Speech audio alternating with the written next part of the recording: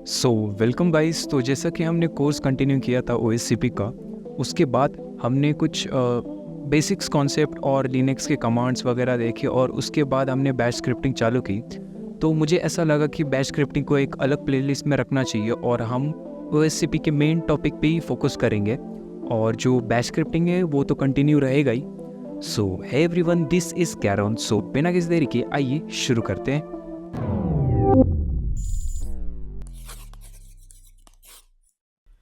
आज के हमारे वीडियो का टॉपिक है इंफॉर्मेशन गैदरिंग। नाम से ये बहुत छोटा और बेसिक कॉन्सेप्ट लगता है, लेकिन यही वो मेन फेज़ है जहाँ पे हम रियल पेन टेस्टिंग या फिर हैकिंग स्टार्ट करते हैं। यहीं से हम इंफॉर्मेशंस को कलेक्ट करके उसे पेनिट्रेट करते हैं।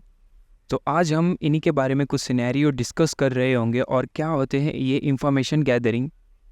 तो इंफॉर्मेशन गैदरिंग नाम सुनते ही कुछ ऐसा रिसर्चिंग टाइप दिमाग में आता है।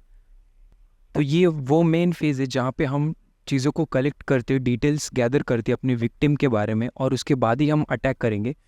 तो जितना ज़्यादा आपका रिसर्च रहेगा उतना अच्छा ही आपका अटैक होने वाला है और उतना ही कम टाइम लगेगा आपको एक्सप्लॉइट करने के लिए। तो ये होता है हमारे हैकिंग का सबसे मेन और इम्पॉर्टेंट पॉइंट, जो कि आपको बिल्कुल भी हल्के में नहीं लेना है या फिर रिसर्च के नाम पे से बस छोड़ नहीं देना है, टूल्स के भरोसे नहीं बैठना है। तो यहाँ पे अगर मान के चलो आपके पास कोई वेबसाइट है और आपको उसके बेसिक्स डिटेल्स निकालने हैं, तो आप इंफॉर्मेशन गैदरिंग या फिर कौन से स्टार्ट करोगे जहाँ पे आप उसके domain name, URL, IP addresses, उसके पीछे क्या टेक्नोलॉजीज़ यूज़ हो रही है वेबसाइट के पीछे, तो आप यहाँ से इंफॉर्मेशन गैदर करोगे तभी आप उसके ऊपर अटैक करोगे।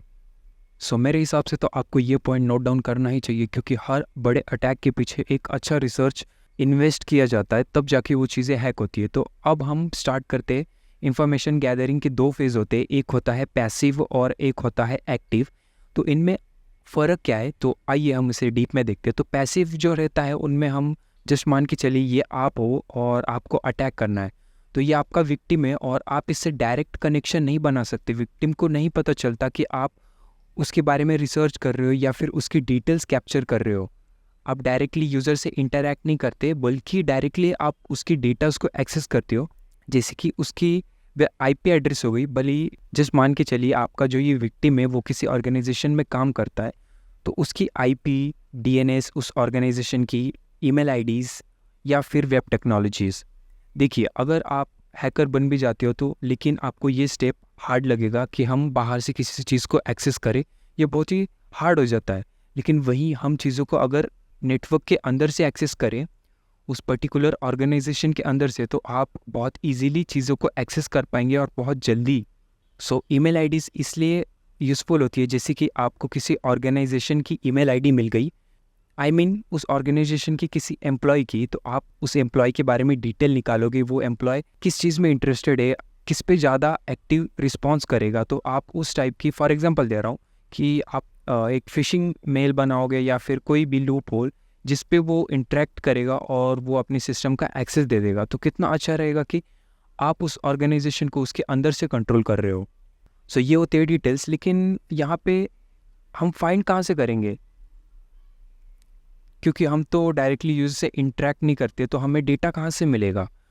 तो यहाँ पे यूज़र्स जो होते हैं वो इंटरनेट पे कुछ भी शेयर करते रहते हैं, तो उनके सारे डेटा इंटरनेट पे ऐसे ही पड़े रहते हैं। फॉर एग्जांपल, पब्लिक डेटाबेस आप यूज़ कर सकते हो जहाँ पे बहुत सारे डेटाज रखे रहते हैं, आप वहाँ से चीज़ों को फाइंड कर सकते हो। तो यहाँ पे यूज़र्स फ्लेक्स के नाम पे कोई भी डिटेल्स ऐसे ही शेयर कर देते हैं सोशल मीडिया पे, और उसका सही इस्तेमाल एक प्रॉपर रिसर्चर ही उठा सकता है। तो आप भी ये नोट कीजिएगा कि आप कोई भी डिटेल्स ऐसे सोशल मीडिया पे शेयर ना करें जो कि आपकी प्राइवेसी या फिर आपके इंफॉर्मेशन को लीक कर सके। और हमारा नेक्स्ट है OSINT, ओपन सोर्स इंटेलिजेंस। तो यहाँ पे आप सर्फिंग कर सकते हो, गूगल डॉकिंग कर सकते हो, गूगल पे से इंफॉर्मेशन निकाल सकते हो जो कि पब्लिकली अवेलेबल है और जो कि इलीगल नहीं है। तो यहाँ पे यूज़र को भी पता नहीं चलता कि कोई बंदा हम पे अटैक कर रहा है या फिर कोई इंफॉर्मेशन हमसे ले रहा है। तो इसे कहते हैं हम पैसिव इंफॉर्मेशन गैदरिंग। तो फ़िलहाल तो ये आपको एकदम बेसिक सा पॉइंट लग रहा होगा इंफॉर्मेशन गैदरिंग। तो मैं आपको एक अपना एग्जांपल देना चाहता हूँ। तो मैं ऐसे ही इस वीडियो के लिए रिसर्च कर रहा था, तब मुझे एक कुछ ऐसा मेथड मिल गया जिससे मैं अपने ही ईमेल ID से या फिर किसी की भी ईमेल ID से उसका एग्जैक्ट लोकेशन निकाल सकता था मैं। तो मुझे भी जस्ट उसी दिन पता चला मेरी ईमेल आईडी से मेरी लोकेशन ट्रैक हो सकती है। और मैं किसी ऑर्गेनाइजेशन या फिर साइबर सेल वालों की बात नहीं कर रहा हूँ, कोई भी एक नॉर्मल पर्सन भी अगर अच्छे से रिसर्च करे तो वो लोकेशन ट्रैक कर सकता है किसी भी एक पर्सन की। तो वो हुआ क्यों, लोकेशन कैसे ट्रैक हो रहा था? असल में मैंने कुछ एक्टिविटीज़ की थी, वो उसे ट्रैक करके मेरी लोकेशन को लोकेट कर रहा था। सो आप इंटरनेट पे जो भी पोस्ट करो सोच समझ के पोस्ट करना। सो नेक्स्ट है इसका exactly opposite, active information gathering. So active information gathering में अभी तक आपने गेस कर ही लिया होगा, तो हम डायरेक्टली यूज़र से इंटरेक्ट करते हैं उसके डेटा को कलेक्ट करने के लिए। फिर वो कोई भी अटैक हो सकता है और यहाँ पे यूज़र को पता लग सकता है कि आप उस पर अटैक कर रहे हो। यहाँ पे अगर आप प्रोटेक्टेड नहीं हो तो आप ट्रैक हो सकते हो और आप जेल जा सकते हो। और एक्टिव इंफॉर्मेशन गैदरिंग एक इलीगल एक्टिविटी विदाउट परमिशन। अगर आप फ्यूचर में कभी भी पेन टेस्टिंग करते हो तो आपको रिटर्न परमिशन लेना है यूज़र से, ताकि बाद में कोई इशू क्रिएट ना हो। सो यहाँ पे हम डायरेक्टली यूज़र से इंटरेक्ट करते, उसके डिटेल्स को कलेक्ट करते, हमें जो भी चाहिए, जैसे कि उसके सिस्टम इंफॉर्मेशन, पोर्ट कौन से ओपन है या फिर उसकी नेटवर्क स्कैनिंग। तो जितने भी डेटा उससे कनेक्टेड है उन सबको हम एक्सेस करते point by point. So same year, तो यहाँ पे हम चीज़ों को कैसे कलेक्ट करेंगे? वहाँ पे तो हम ओपन सोर्स या फिर गूगल वगैरह का यूज़ कर रहे थे इंफॉर्मेशन गैदरिंग के लिए। तो यहाँ पे आप नेटवर्क स्कैनिंग कर सकते हो। तो लेकिन अगर अपने विक्टिम के पास कोई नेटवर्क पैकेट फ़िल्टर या फिर कोई भी ऐसा टूल हुआ जो ट्रैफिक को विजिबल करता हो, तो वहाँ पे पता चल सकता है आपकी आईपी वगैरह, तो सोच समझ के। तो नेक्स्ट है फिशिंग अटैक, जो कि जैसा कि हमने पहले डिस्कस किया था, डायरेक्टली हम यूज़र को फिशिंग ईमेल भेजेंगे। तो ये डायरेक्टली हम यूज़र से इंटरेक्ट कर रहे हैं, हमारे सिस्टम से इंटरेक्ट कर रहे हैं विक्टिम वाले। तो या फिर आप सोशल इंजीनियरिंग कर सकते हो, अपने विक्टिम से बात कर सकते हो, उसे मैनिपुलेट कर सकते हो इस तरह की वो खुद की डिटेल्स हमें दे दे।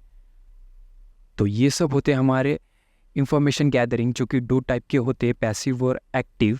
तो पैसिव में हम यूज़र को पता नहीं लगने देते, हम उसकी डिटेल्स निकाल रहे, ओपन सोर्स से हम डिटेल्स निकालते हैं पब्लिकली जो भी अवेलेबल है। और एक्टिव में हम डायरेक्टली इंटरेक्ट करते हैं उसके सिस्टम या फिर उस पर्टिकुलर पर्सन से उसकी डिटेल को एक्सेस करने के लिए।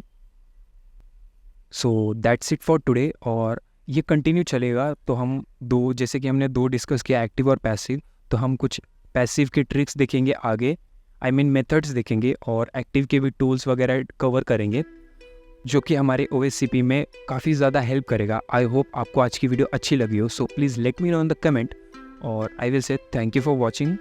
मिलते हैं नेक्स्ट वीडियो में।